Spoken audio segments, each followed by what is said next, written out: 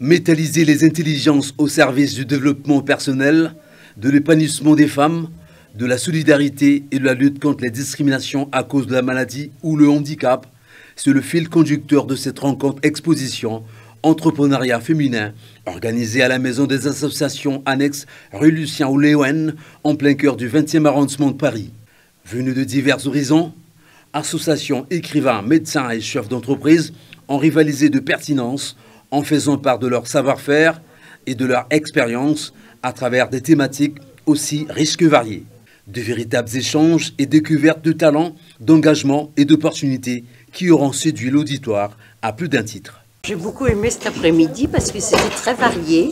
Il y avait des gens vraiment de divers horizons et puis une variété de savoirs, de connaissances, de pratiques, etc.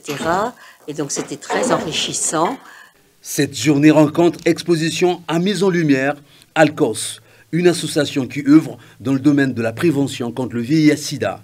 Bernard Bassana, son président, dresse l'étendard de la sensibilité pour une prise de conscience des risques qui entourent la vie par le fait de l'existence de la maladie.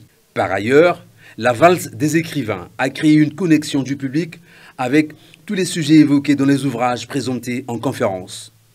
Parmi les écrivains humanistes, l'auteur congolais Richard Ossomalémois qui ramène au besoin d'amour et la part d'humanité qui habite chaque individu à travers son roman de société Retourné, publié aux éditions Edilivre. Aujourd'hui, c'est beaucoup plus la souffrance que j'ai évoquée dans ce livre, la solitude de l'hospitalisation. Quand on est hospitalisé, on est seul à la vie. Et le jeune héros de ce roman, quand il est à l'hôpital, il regarde la vie à travers la fenêtre. La vie tourne, les voitures passent, ça bouge, mais lui, il est cloué sur son lit d'hôpital. Il disait, quand il était bien portant, dans la vie, il vaut mieux être seul que d'être mal accompagné. Mais dans son lit d'hôpital, les dimanches, il n'y a pas de visite. Les services sont réduits. Et les personnes qui accompagnaient mal à l'hôpital étaient les bienvenues dans sa chambre. Donc ce livre rappelle ce besoin d'humanité qui est en nous, le regard vers l'autre, pendant la souffrance, la solitude.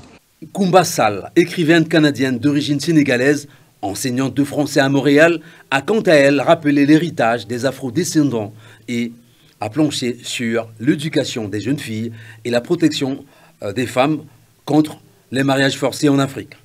Côté cuisine, Kama Comptoir, une épicerie fine spécialisée dans la recette du piment familial qui sublime les plats. Ce savoir-faire qui ramène à la tradition et à la gourmandise est à mettre à l'actif de deux sœurs métisses d'origine congolaise.